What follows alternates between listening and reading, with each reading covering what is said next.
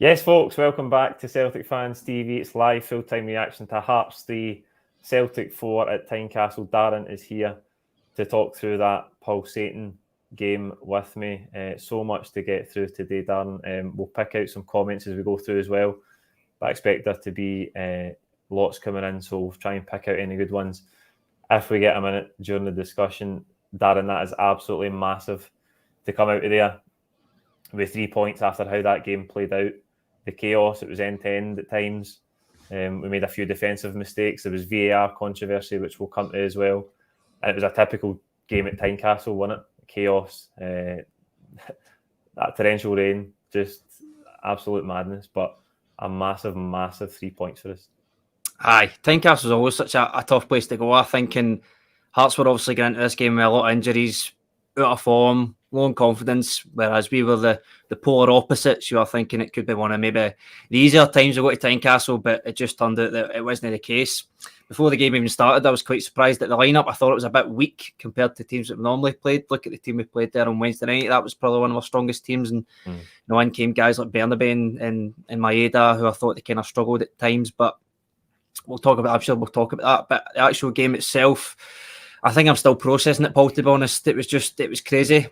I mean, VAR obviously debuted last night in the Hibs St Johnstone game, and I don't think it had any real problems, to be honest. But I'm sure we're going to be talking about today for weeks, to be honest, mate. Talking about the two Hearts penalties, rightly so. I think they were both penalties. I'll admit that. I'll not be bitter and say that was both Hearts penalties were penalties, right? But what we asked for is consistency, to be honest, mate. And for the fact that that Anthony Ralston goal, Nick Walsh he's blown the whistle before the ball's even in the back of the net, which is a huge mistake straight away. That's not a VAR mistake. That's a mistake from the ref. See just on that, Darren. Surely in the lead up to this, the referees have been doing like intensive training, and surely like number one on the list of training is you can't blow the whistle. If there's a potential foul, an offside, you can't blow the whistle. You need to let the play conclude, because it totally changes the outcome. And I don't know if that's what ended up. I mean, Stephen McLean is a VAR, right? So I don't know if they've not given that Ralston goal because Nick Walsh blew before the ball was in the net, or if they've just backed up his wrong decision, because there is never a foul in there in a million years. And I know it's probably hard for Nick Walsh, right, to have to get used to the fact that he can't just blow his whistle anytime it looks like Celtic have gave away a foul, because all that happened was a Hearts defender fell over. There was absolutely no foul in there. But surely that would have been number one on the list. Yeah, don't blow your whistle. So it's a really stupid mistake, and then VAR are surely there to get the decision right, and they didn't. Yeah, you're spot on, mate. He's blowing his whistle far too early, and that should be the first thing that these referees are told is to let play continue.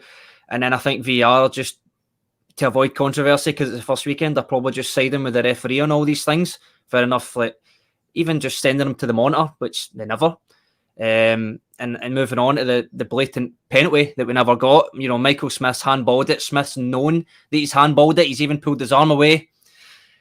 And again, you know, 4 or 5 Celtic players crowding the referee. You know, he says nothing. They'll go to the VAR, and within seconds, it's just, no, play on. Don't even send them to the monitor. So there's a sheer lack of consistency there on its first weekend. So it's going to attract a lot of controversy. But at least we're not sitting here talking about how VAR has cost us points, and we know we got the win that I think we slightly deserved. I wouldn't say we dominated the game, but I think we deserved to win the game. Aye, we did. We'll get this VAR stuff out the way first before we talk about the meat of the game. I see a comment coming in there saying that Giakoumakis pulled a jersey in the build up to that goal. I seen that. It's not a foul. That's not a foul. If you gave a foul for every time a shirt pull like that happened at a set piece, the ball would never come into the box. There'd be a foul every single set piece. It's not a foul. He grabs his jersey for half a second. Doesn't he really pull him anywhere? Doesn't he change the guy's stance in any way? It's not a foul. So I'm absolutely delighted that this Celtic team came through that today, because they showed fight and spirit. The game ebbed and flowed. It was going. It looked like Hearts were in the ascendancy, and then we came back. It went both ways all afternoon, and the team showed brilliant spirit. But also, it gives a stronger stance to look at the VAR stuff and say it was an absolute disgrace, because we're not saying it in a bitter manner in defeat, but the clearly going forward, the agenda and the analysis of the mistakes that were made today is going to be that teething problems. It was always going to be tough. It's early days. The referees are learning. Well, how come they got the two VAR calls for Hearts correct today? Because, as you say, I think the two penalties are penalties. I question offside for Shanklin's second goal. It was never, because he was behind the ball. But the first one with Carter Vickers is a penalty at Hearts, right? Fair enough. So there was no teething problems when the decisions were for Hearts. Was it just teething problems when the decisions were against Celtic? Aye. Is that how the teething problems work? Because there has never been a clearer handball in a game of football than that one by Smith today. And he looks guilty of sin as well, because he's pulled his hand away immediately and he's hiding it behind his back, and you can just see it all over his face. Everybody, you can see it. And the thing about penalty shouts like that is you can tell by the reaction of our players. Everybody in unison claims it at the same time. The manager who's in the dugout and all the coaching staff are up off the bench. It's as clear as day that it's a handball. And so the ball goes out for a shy. And every other VAR decision today took 2 to 3 minutes. And it took them 5 seconds to say, no, it's not a penalty, play on. As you say, consistency is what you're looking for. But there's no way MD's going to justify this by saying, teething problems. There wasn't any teething problems when the decisions were for Hearts. Yeah, I think you're spot on, mate. As I think I mentioned it there a few minutes ago, I'm so glad we won, because I listen to the football phone-ins during the week and stuff, and there's a big divide with VAR. A lot of people are saying, yeah, we need it in because these referees need help. But all they're getting help with is another referee who's sitting in a computer chair watching a screen, and at the end of the day, they're seeing a replay 4 or 5, 6 times. But if they don't get the decision right, you then need to start questioning the quality of these referees, which has been questioned for years and years and years. And it's not going to, everyone's like, finally VAR is going to come in, it's going to solve a lot of controversy, we're going to stop having these discussions. It's the polar opposite. We're going to be talking about this for weeks. And, this is only the second game. We'll still get 4 other games that are kicking off right now. Is there going to be loads of controversial decisions happening in them? Absolutely. So it comes down to the fact that we need to, a lot of people are thinking this was being rushed because it was coming in before the World Cup. It was initially meant to come in next season. So I think it was being very rushed, but obviously it was in such a high demand, people wanted it. So I'm thinking, though, as it's being rushed, is there going to be mistakes made? And if you're going by today, absolutely, there's going to be plenty more mistakes to come. Aye, absolutely. I see a couple of comments talking about not being bitter because we won the game. This is why we're talking about it. See, on this channel, I've always tried to stay away from talking about referees. I think it's in Celtic's control whether they win a football match or not. But we won that football match today.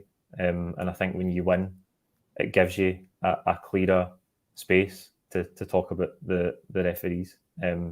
Because it's not about just forgetting it and letting it go. You can't say that we won, so it doesn't matter.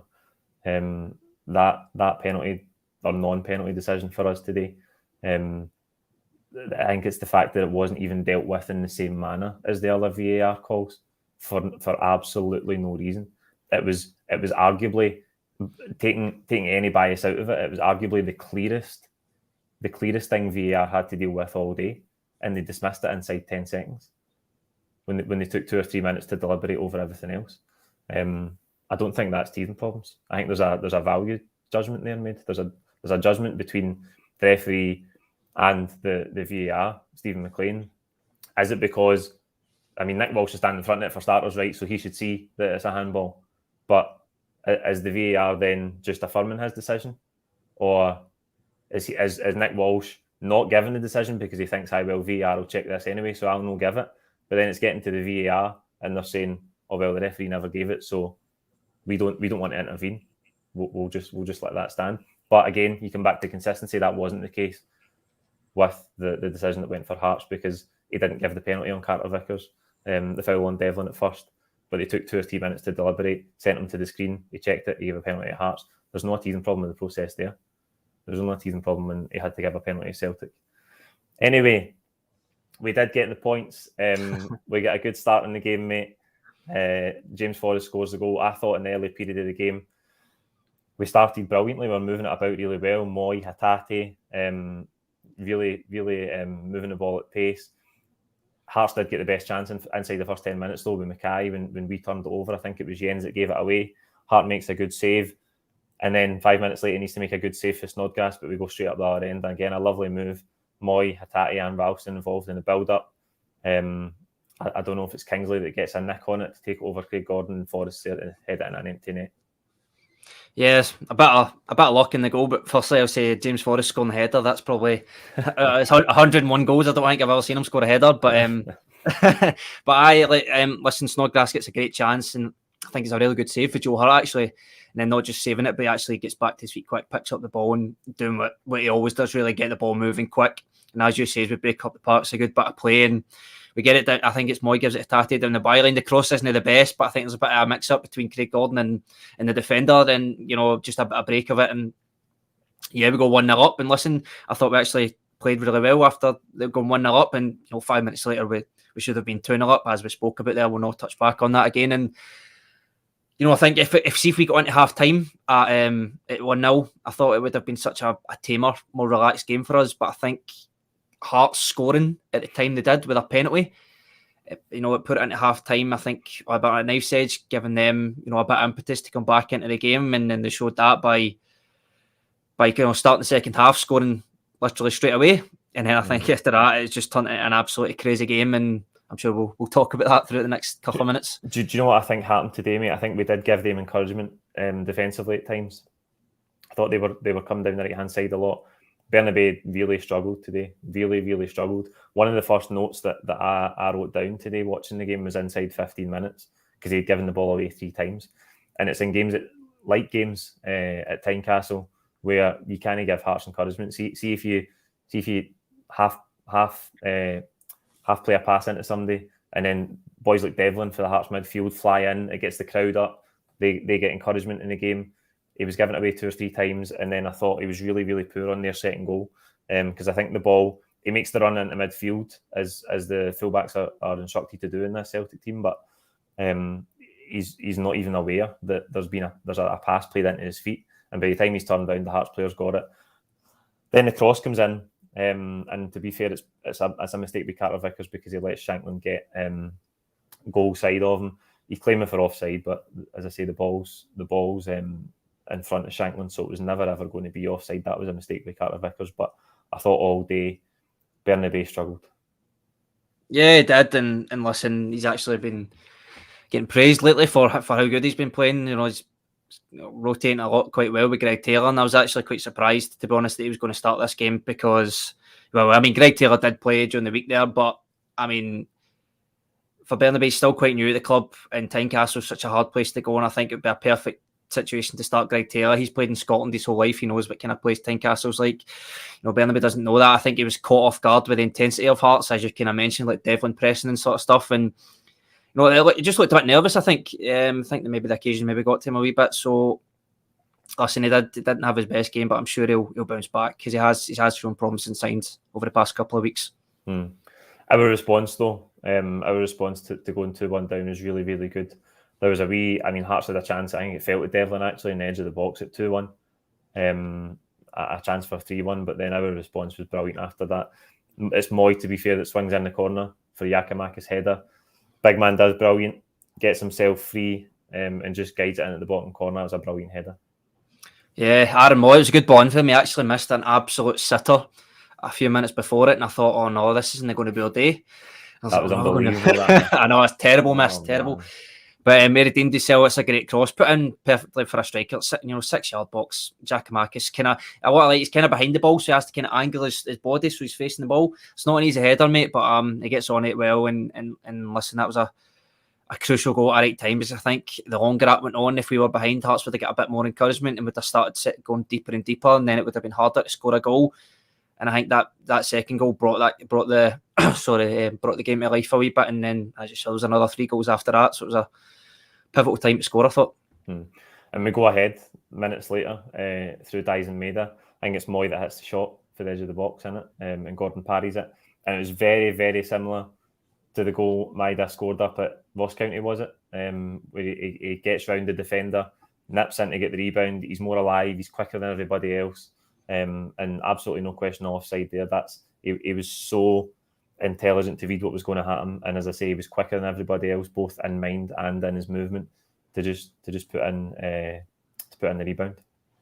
I have full credit to Maeda for his alertness, by the way. It's just that's a bread and butter, I think, for a striker, just to follow in a shot. And, I think we know how good that goalkeeper Craig Gordon is, and you expect him to do better than that, because he's basically, he should palm that either out wide or out the danger area, but he's palmed it right into the 6-yard box, and, Maeda's on his toes and he's come in there and tapped in. It's a typical Daizen Maeda goal. I think I said this to you last week when he scored against Hibs, that one-touch slide tackle in, and now, listen, I've been I've not a huge critic, it's a bit harsh. I've been critical of Maeda this season because he's not scoring goals, but, that's 2 back-to-back for him in the league, so I think that will give him huge confidence again. I don't think he did a really great day again today. His first touch was a bit heavy, he lacked a bit of physicality against that fullback, but listen, at the end of the day, he scored a pivotal goal in the game for us, so he's done his job, to be fair. I think there was a lot of good performances across the pitch today. I think Moy did some good defensive work. A few comments talking about him maybe being a bit off the pace, but I think he did good defensive work. Battled well at times. You need to do that at Tynecastle, and I think we did that generally quite well across the pitch. Ralston was good in those terms at times. I thought Hatate was good in the game again. I know we were a wee bit slack at times at the back and on the ball, but I think the team showed massive character and spirit to get the 3 points. But after going 3-2 up, you think, right, can we go and kill the game for this position? But again, a few minutes later, it's up the other end and Hearts have got another penalty and more VAR involvement because there was encroachment. Joe Hart saves the penalty and Giannelli's there to put in the rebound, but he was encroaching, a few Celtic defenders encroaching as well. Retake 3-3. It was just mad today, wasn't it? Aye, and I think, that is the rules, by the way. Like, if 2 players from each team encroach, it is a retake. I think you've seen it happened with Rangers against Napoli as well. So unfair like that. See, I think it was a bit reckless for Jens for the penalty. Aye. Considering the fact it was because it wasn't, his touch was taking him away from goal towards the corner flag. So I think it was a bit naive for Jens to even just dangle a leg in there, and he's inviting I think it was Shankland that went down or Barry Mackay, but he's inviting him to go down anyway. So it was always going to be. I think it was Devlin again. Devlin, right? Okay, yeah. And I think actually sees well because he was on a yellow card, so he was really lucky that he never got sent off. So just things like that maybe swung in our way. I was kind of gutted for Joe Hart because I don't think he's ever saved. I've never seen Joe Hart save a penalty ever. I don't think. And so when he saved that, and then obviously the guy scored the rebound, but these things just happen. So 3 each, but again, great character to go up and I'm sure you want to talk about that 4th goal next. Aye, Greg Taylor. I think we needed him on. I'd like to see him on earlier because I think Bennaby just had a tough afternoon. It's always difficult your first out at Tynecastle. We've seen that before with a few Celtic players. A difficult place to play. Taylor comes on and he shows brilliant desire to get in at the back post. Again, the team are going hell for leather to try and find a winner, and Taylor's sliding in at the back post. Brilliant scenes in the celebration. He looked absolutely over the moon, didn't he? Aye, I'm sure he'll be delighted. He doesn't score very often. I think his last goal was actually against Rangers. Probably the most unlikely goal scorers to pop up with a winning goal, but listen, we'll take that. I think he deserves it. He's been probably one of our most consistent players this season, and he's just took us all by surprise, sort of similar to Ralston last season when he broke through. He's just getting better and better, in my opinion. And again, I don't want to sound like I'm on repeat here, but he should have started the game, in my opinion. But I'm glad to come on and listen. He's just popped up with a goal. It's a very unattractive goal. Abada hits the shot, it's just deflected, and it's good commitment to just slide tackles in there. 2 yards out, balls in the back of the net, and I wish I was at that game of day because that was wild celebrations there when they ran over at the supporters. Aye, it looked brilliant. One of the games would be brilliant to be there, but Hearts are trying to get as little Celtic fans in as they can possibly manage, aren't they? And brilliant. I think that Hearts are going to try and throw everything at it in the last sort of 5-10 minutes. We defended our box well. In that period of the game, I think we could have done that better throughout the game, but we headed everything clear in the last 5-10 minutes and in added time. And Abada scores a goal. I love it when the Sky Sports coverage doesn't show you the replay, the stilled replay of the VAR decision, because what often happens is Andy Walker will give his co-commentary piece over it and say, aye, it's offside, but without the line, it looked really, really close. And then they took a few minutes again. They could take a couple of minutes to decide, and they didn't show us the still, but he put it away well, Abada, and you thought that clinches it. Well, my initial thought was it was quite obviously offside, but then I seen the replay and it does look a lot closer. And I think it's hard with him because see, when you've got those kind of situations, you have Abada whose body is moving forward, so his legs are behind his body, and then contrast that, you have the defender who's facing the ball and his body's ahead, which makes him look further forward than he actually is. But again, you make a good point there about not seeing the lines. I think he was offside, and I didn't even celebrate the goal when it went in. And I think the Hearts players didn't really either. You saw Craig Gordon run to get the ball at the back of his net and get ready to take the quick free kick. But, listen, that's what the technology's for. That is the rules. He was offside. So, correct decision, unfortunately. Aye. I think in live play, he looked miles offside. I was really surprised. It really surprised when the replay came up and it looked close, but he must have been offside. I mean, we've probably missed so many things throughout the game. I think, as I say, defensively there was some lapses at times, but the big thing today is that up against everything we were up against, because Tynecastle's a tough place to go. I know Hearts haven't been playing well; they're missing some bodies, but it's always difficult for Celtic to go to Tynecastle, and I think the players showed tremendous spirit, fight, heart to go and win that game. And that's massive. Games like that are massive come the end of the season. It's games like them that could maybe have went both ways at different periods in the game, to come out with 3 points at a difficult away venue like that. That, as they say, is why we are champions. Yeah, you stole the words right out of my mouth there, mate. It's it's games we look back on at the end of the season. And if you're successful and win the league, you look back at those games and go, yep, they were crucial in winning the title. We look at the first game last season when we lost. It set us back massively. And then we go there, I think it was January or February, we go there and we get a narrow 2-1 win. I think Liam Boyce hits the post with a penalty. I look back at the end of last season and think that was such a huge game, winning us the title. So, maybe, I don't know, what is it, 6-7 months for now, we're looking back, hopefully talking about how we've won the league again, and then saying, looking back at that game, say, look, that was a massive 3 points. Players showed great character to come back from all the setbacks that they had, the VAR decisions, the 3 goals from Hearts, taking the lead 3 separate times. Massive, huge. Aye, absolutely brilliant. We go into this game on Tuesday now against Shakhtar. It was strange today because the manager went with 1 change from the team that played Hibs last weekend, but 6 changes from the team that played against Motherwell on Wednesday. And I think the team that played against Motherwell on Wednesday, but for maybe 2 or 3, was close to what you would conventionally say is our strongest side.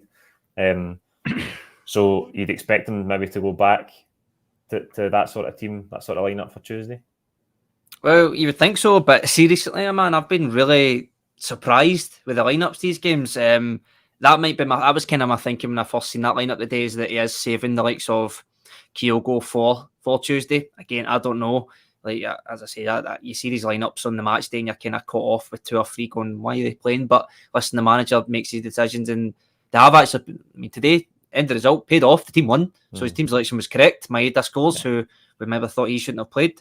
But, we won the game. I think Tuesday's going to be Tuesday's a must-win game. So for me, he has to play his strongest starting 11. There is no ifs, buts about it. It's obviously going to be a big decision. Where the only one I can really see the manager having a headache about is Giorgios Giakoumakis. Giorgio obviously didn't play a single minute today, so I think that might be kind of why I'm edging towards him starting. But again, Giakoumakis has scored again. He's actually in really good form. So again, listen, the manager's going to make that decision. We'll debate it throughout the week, I'm sure. But I mean, it's 50-50, I think, whoever plays. I mean, you can pretty much, the starting 11 will pretty much write itself for a Champions League game, I think. But, we'll see. He is using the squad. He's using the squad very well, I think you could say. I know we got the win today, but I mean very well, as in he's getting good minutes out of a lot of players now because he's changing it up game to game. And I think today is probably more changes than you might have expected from the team during the week, but you can understand why he's doing it because there is so many fixtures between now and the break for the World Cup. I do think, Giakoumakis today in that second half was really, really good. Always puts himself about, gave away a lot of fouls though. today. Somewhere, but scores a great goal. I think that is the big one on Tuesday. Whether he goes with Kyogo, he went with Kyogo obviously in the away game against Shakhtar. Giakoumakis came on in that game as well, so that is the big decision for him. Right, there you go. That's it for the live full-time reaction to Hearts 3, Celtic 4. What a massive win for us this afternoon. VAR in Scottish football for the first time, and who'd have thought that there would be controversy? But I tell you, it'll take more than a few dodgy VAR decisions to keep this Celtic side down. We are currently at 5 points clear at the top of the table. Like this video, comment with your own thoughts on today's game below, and don't forget to subscribe if you haven't already. We'll see you on Monday for the build-up to that big Champions League game against Shakhtar. Cheers.